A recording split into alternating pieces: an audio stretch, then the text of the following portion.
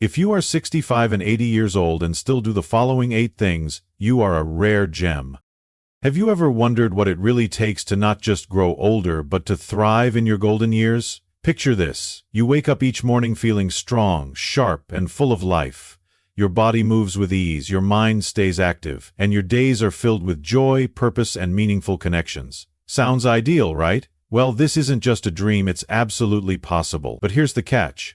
Only a rare few manage to maintain this level of vitality between the ages of 65 and 80. What sets them apart? What are they doing differently to stay independent, financially secure, mentally sharp, and emotionally fulfilled? Today, we're uncovering 8 powerful habits that make all the difference. If you're already doing some of these, congratulations. You're not just aging, you're excelling. And if you're not, don't worry, because it's never too late to start. But before we dive in, let's do something important. Tap that like button and subscribe if you haven't yet. This helps us bring you more valuable insights and reach more people just like you. And I'd love to hear from you. If you find this video useful, comment 1 below. If not, comment 0 so I can improve for you. Alright, let's get started, because what you're about to learn could change your life. 1. Physical health.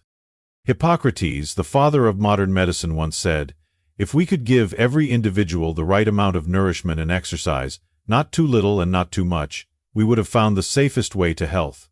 His words ring true even today, for balance in diet and movement is the cornerstone of a long and fulfilling life. In ancient China, Taoist monks believed in the principle of Wu Wei, effortless action, practicing Tai Chi to maintain strength and flexibility well into old age. The wisdom of the past teaches us that caring for the body is not just survival, but a sacred duty to ourselves. I have seen many things in my 78 years. War and peace, boom and bust, the rise of technology and the quiet fading of things once considered sacred. But do you know what truly shakes me? It's not the changing world, it's the way people forget the value of their own independence, surrendering their strength long before time demands it. I live in a small town where the streets are lined with stories. One of them belongs to Daniel, a man I used to see every morning as I took my slow but determined walk through the park. He was 82, but he walked like a soldier, back straight, steps steady, arms swinging with purpose. People greeted him, some admired him, but few knew what he was fighting. Daniel had been a laborer, a builder of homes. His hands had lifted brick after brick, creating places for others to live, yet he himself ended up alone in a tiny apartment with peeling walls and a leaking roof. His wife had passed a decade earlier, his children moved away, and society had a way of discarding the old like an outdated piece of furniture. But Daniel had a rule: never let the world decide when you're done. Every morning he exercised, not in a fancy gym, not with expensive machines, just the pavement, a pull-up bar in the park, and the resistance of his own body against gravity. He cooked his own meals, simple but nutritious. He refused to let others pity him, refused to be seen as fragile. One day, as I rested on a bench, I saw a group of younger men standing near the park entrance, laughing among themselves. One of them muttered something under his breath as Daniel passed. I saw the smirk. The arrogance of youth, thinking that strength was theirs to keep forever. But Daniel stopped. He turned to them with the patience of a man who had seen it all. "You laugh now," he said, "but strength isn't in your muscles. It's in your discipline, in how you treat your body when no one's watching. Time will ask you one day if you took care of yourself. And time is not kind to those who ignored it." The group fell silent. Perhaps they saw, for a brief moment, a mirror of their own future in his weathered but unwavering frame. Not long after, Daniel collapsed in his home. A stroke. They found him 2 days later, still clutching the book he had been reading, his body still strong, but his time finally claimed. At his funeral, those young men were there, and every morning since, one of them now jogs the same path Daniel used to walk, lifting his own weight on the park bars. You see, the lesson is simple. Independence is a choice you make every single day. It's in what you eat, how you move, and how you refuse to let the world decide when you are no longer useful. But let me ask you this. What are you doing today to ensure that time will be kind to you? Share your thoughts below. I'd love to hear how you are keeping yourself strong, for strength is not just for the young, it is for the wise. 2. Mental sharpness. Socrates once said, "An unexamined life is not worth living." The great minds of history understood that to stop learning is to stop truly living. In ancient China, Confucius emphasized lifelong learning, stating, "He who learns but does not think is lost. He who thinks but does not learn is in great danger." The wisdom of the past teaches us that intellectual curiosity is the key to a mind that never ages. Whether through reading, debate, or mastering new skills, keeping the brain active is a defense against stagnation, because the moment we stop questioning, we begin to fade. I once knew a man named Richard. He was a professor, the kind that made you love learning, not because he forced it on you, but because his own hunger for knowledge was so contagious you could see it in his eyes, bright, restless, always searching for the next great idea. But that was years ago. The last time I saw Richard, he was sitting on his porch, staring blankly at the sky, as if it had stolen something from him. His body was still strong, but his mind, well, his mind had grown tired. I walked up to him, hoping to spark a conversation like we used to. "Richard," I said, "do you still read the way you used to?" He smiled, but it was the kind of smile that carried regret. "I used to think my mind was a fire that would never go out," he said. "But fires need fuel, don't they?" You see, after he retired, Richard told himself he had earned the right to rest. No more lectures, no more books, no more debates over coffee. He had spent his whole life learning. Surely it was time to just sit back and enjoy the quiet. But the quiet grew louder. The days blurred together. He stopped picking up the newspaper, stopped listening to the world. And slowly, the fire inside him dimmed. "Did I stop thinking because I got old?" he said, looking at me. "Or did I get old because I stopped thinking?" His words stayed with me. We live in a world that worships youth, quick to assume that age is a prison, that the mind inevitably weakens like an aging muscle. But I've seen something far more dangerous than old age. I've seen people who let their minds die before their bodies ever do. They stop asking questions. They stop seeking, they trade curiosity for routine, replacing books with television, replacing conversations with silence. They let their memories be their only source of thought, living in a loop of what was instead of exploring what could be. And you know what I've realized? The moment you stop learning, you begin to disappear. I've seen old men learn to paint, women in their 70s master a new language, friends of mine dive into philosophy after a lifetime of working with their hands. They are alive because their minds are still reaching, still growing, still hungry. So tell me, when was the last time you learned something new? Are you feeding the fire in your mind, or are you letting it flicker out? Share your thoughts below. I'd love to hear what keeps your mind sharp, because at the end of the day, age doesn't steal our intelligence, complacency does. 3. Social connections. Aristotle once said, "Man is by nature a social animal." He believed that no person could truly thrive in isolation, for our greatest joys and deepest wisdoms are found in our connections with others. In ancient China, Confucius echoed this, teaching that strong relationships build a harmonious life. To go beyond yourself and reach others, that is true wisdom. History has shown us time and time again that those who nurture their bonds with family, friends, and community live longer, feel happier, and leave behind a legacy that outlives them. Because in the end, what is life without someone to share it with? I used to know a man named Walter. We called him the ghost of the neighborhood because for years he was just that, a shadow. People knew him, but no one knew him. He had lived in the same house for 40 years, yet there were neighbors who had never heard his voice. Walter wasn't always that way. Least upon a time, he had been the life of the block.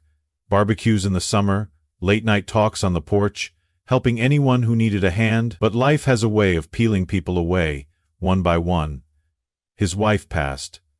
His children moved across the country, chasing careers. Friends either drifted apart or were buried beneath the earth. And little by little, Walter let himself shrink. He told himself he was fine, that solitude suited him.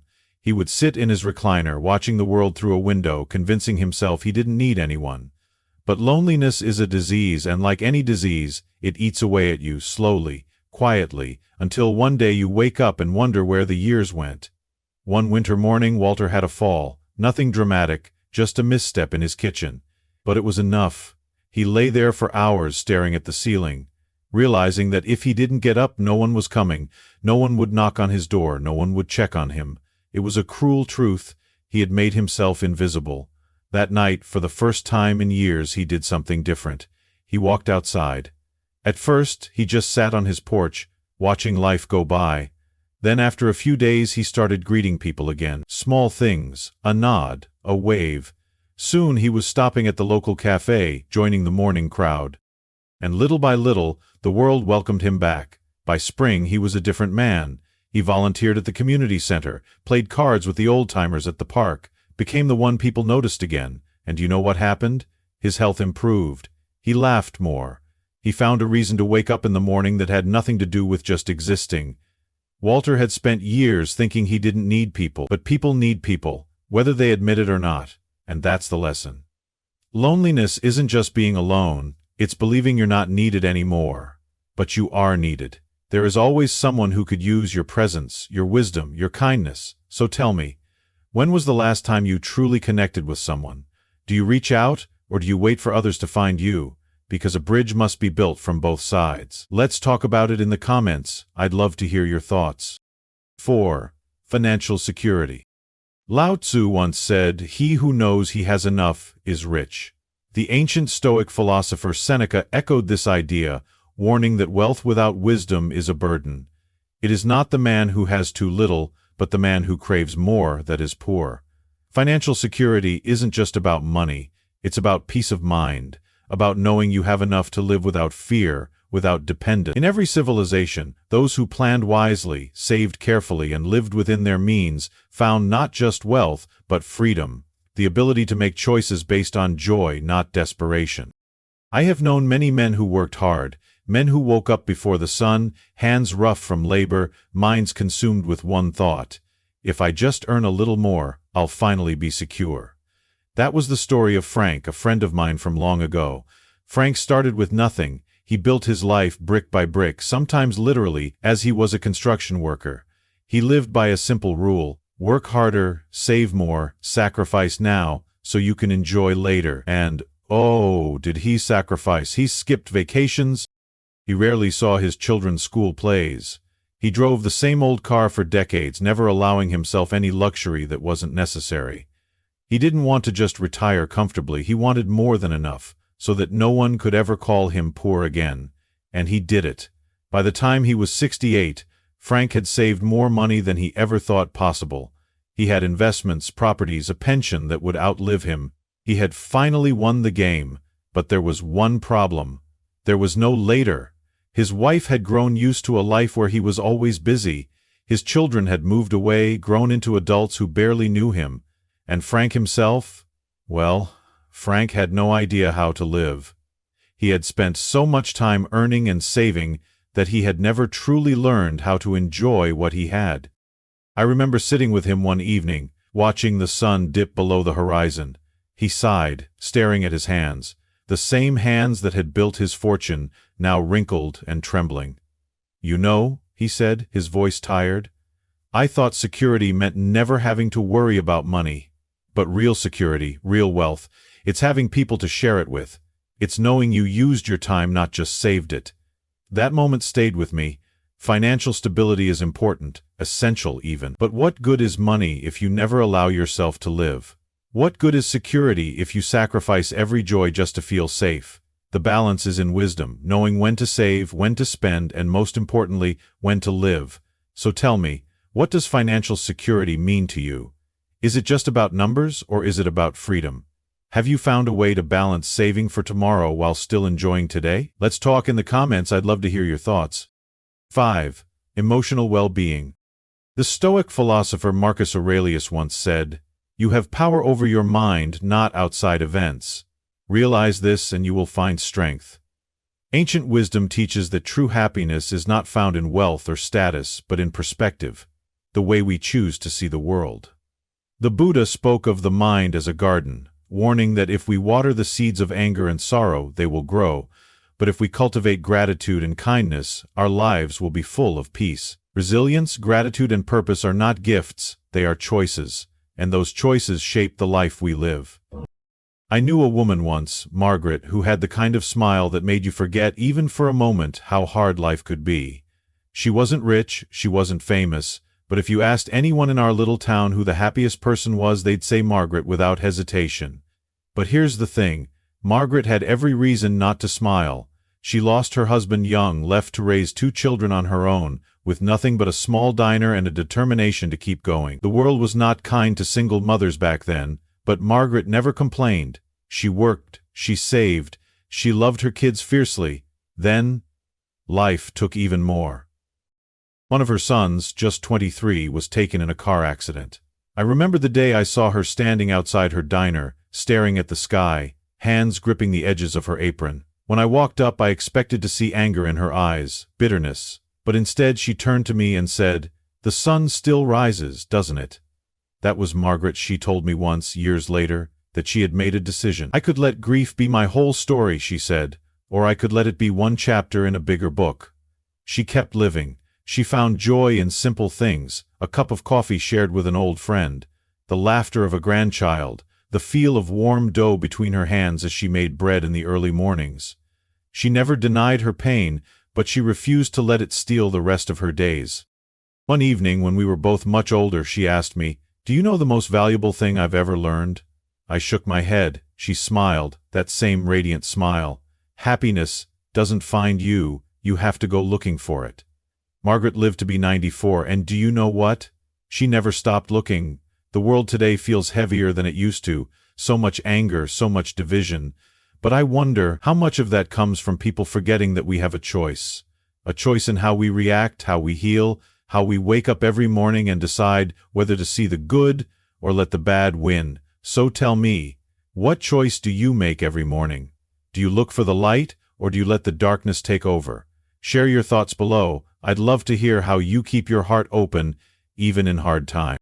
6. Spiritual growth. The great Persian poet Rumi once said, "The wound is the place where the light enters you." Across cultures and civilizations, wise men have taught that suffering is not just something to endure, it is something to learn from. The Stoics believed that every hardship is an opportunity for growth, with Marcus Aurelius writing, "The impediment to action advances action.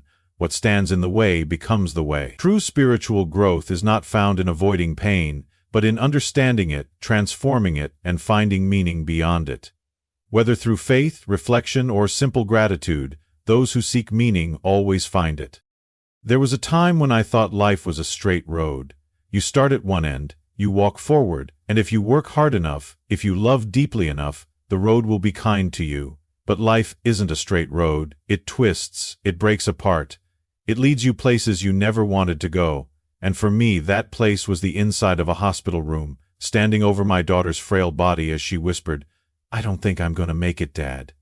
She was 42. Cancer doesn't care. For months I prayed, I begged, I bargained. I told God that if He took me instead, I wouldn't fight Him, but He didn't take me, He took her. And when she was gone, I wasn't sure if I believed in anything anymore. I stopped going to church. I stopped talking to old friends. I sat in my house and stared at the walls, wondering how a man could live this long and still know so little about the world. One day I went for a walk, more out of habit than anything else. There's an old chapel near my house, the kind of place that looks forgotten, but isn't. I stood outside, debating whether I should step inside or keep walking. An old priest came out. He didn't say much, just sat next to me on the steps and watched the wind move through the trees. After a while, he spoke. "Pain makes you think life has no meaning," he said, "but pain is proof that life does." I turned to him, confused. "You loved her so much that the loss broke you," he continued. "That means she mattered. That means you matter. The love doesn't die just because the body does." I didn't say anything, but for the first time in months, I breathed a little easier. That conversation didn't erase my grief, but it made me see it differently. My daughter's life wasn't just a tragedy waiting to happen. She had laughed, she had loved, she had left kindness in the world that still ripples outward, touching lives she never even met. And that is meaning. I still don't have all the answers, maybe I never will, but I do know this. Life is not about avoiding suffering, it's about what we do with it. Do we let it harden us, turn us bitter, or do we take it, shape it, and use it to become something greater. So tell me, what has life taught you about meaning? Have you found wisdom in your hardest moments? Let's talk about it in the comments. I'd love to hear your story. 7. Lifelong learning. The Greek philosopher Plato once said, "The learning and knowledge that we have is, at the most, but little compared with that of which we are ignorant." Centuries later, Confucius echoed a similar truth. Real knowledge is to know the extent of one's ignorance. The wisest people throughout history have understood that stagnation is death, that the moment we believe we know everything, we stop growing. Life is a teacher, and those who remain students, those who stay curious, adaptable, and open to new ideas, are the ones who never truly grow old, because a mind that learns is a mind that stays alive. There was a time when I believed the world had passed me by. It was a slow realization, the kind that creeps up on you over the years. One day, you're fixing the neighbor's radio. The next, you don't even understand how to turn on the latest smartphone. The world moves fast, too fast sometimes, and for a while, I let myself believe that my time for learning was over. Then I met Clara. Clara was 76 when she enrolled in her first college course. She told me she had always wanted to study history, but back when she was young, women weren't exactly encouraged to pursue education. "I got married, raised my kids," she said, and before I knew it, the years just slipped away. I met her at a local cafe, where she sat hunched over a laptop, her glasses perched on the edge of her nose, typing with slow determination. I asked her what she was doing. "Writing a paper on ancient civilizations," she said with a grin. "Apparently I have to cite my sources now. Didn't have to do that back when I was just reading for fun." I laughed, but I couldn't shake the feeling of admiration, and maybe a little shame. Here I was, thinking I was too old to learn, while she was out here challenging herself, diving into new experiences, refusing to let her mind retire just because her body had aged. She told me something that stuck with me. "The world isn't leaving you behind," she said. "You're the one deciding not to keep up." I went home that night and thought about all the things I had convinced myself I was too old to do: learn how to use a computer, pick up a new hobby, even read about subjects I had ignored for most of my life. Somewhere along the way, I had mistaken comfort for contentment, so I changed, slowly, at first. I learned how to send emails. I started reading about history, first for fun, then because I realized how much I didn't know. I even learned how to video chat with my grandkids, something that used to feel like an impossible task. And you know what? My world didn't shrink, it expanded. That's the thing about learning, it keeps you young. It reminds you that life still has something to offer, that your mind is still capable, still hungry. The people who stop learning, stop trying, they're the ones who grow old before their time. So tell me, what's something new you've learned recently? Have you challenged yourself, or have you let fear keep you still? Let's talk in the comments. I'd love to hear how you're keeping your mind alive. 8. Sense of humor. The ancient Greek philosopher Democritus was known as the laughing philosopher because he believed that humor was the best response to life's absurdities. He once said, "A life without cheerfulness is like a long journey without an inn." Thousands of years later, the Roman Emperor Marcus Aurelius echoed this wisdom. "Very little is needed to make a happy life. It is all within yourself, in your way of thinking." Across time and cultures, sages have agreed. Laughter is not just entertainment, it is resilience, a way to lighten burdens and remind ourselves that life is too short to be lived seriously all the time. I have buried friends. I have seen wars begin and end. I have watched entire ways of life disappear, replaced by new things I don't always understand. And yet, through all of it, I have never stopped laughing. People think wisdom comes from suffering. They're wrong. Wisdom comes from knowing when to laugh, even when suffering is knocking at your door. I learned that lesson from my old friend Charlie. Charlie was the kind of man who could find humor in anything. He wasn't rich, he wasn't famous, he was just a mechanic who worked with grease-stained hands and whistled while he worked. But if there was one thing he was known for, it was his ability to make anyone laugh, no matter how bad the situation was. I remember one particular day decades ago. The factory we worked at had just announced layoffs. Men were pacing the floor, whispering about how they would feed their families, how they would keep their homes. The air was thick with fear. Then Charlie walked in, holding a cardboard box. "Well, boys," he said, grinning, "I just heard the news. Looks like I've been laid off.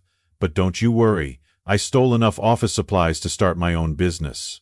He turned the box upside down and out fell a single stapler and 2 pens. The room was silent for a moment. Then one by one, people started laughing, not because losing a job was funny, but because Charlie had given us permission to laugh at our own fear. And that's the thing about humor. It doesn't change reality, it doesn't erase pain, but it makes things bearable.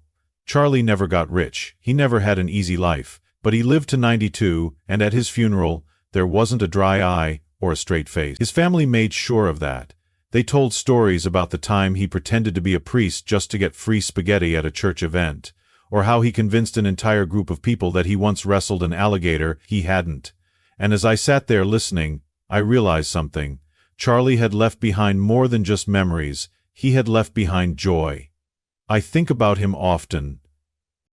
Whenever life gets too heavy, whenever the world seems too dark, I hear his voice in my head. "Come on now, don't take it all so seriously, you'll never get out of here alive anyway.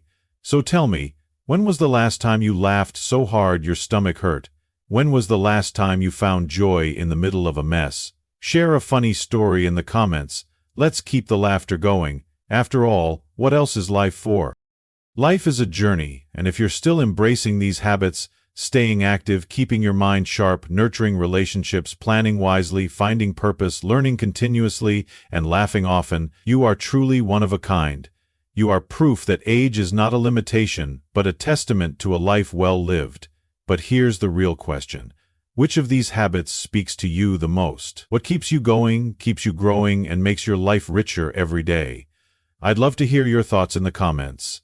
And if this video inspired you, take a moment to like, share, and subscribe, because wisdom is best when shared. Until next time, keep living, keep learning, and most importantly, keep smiling.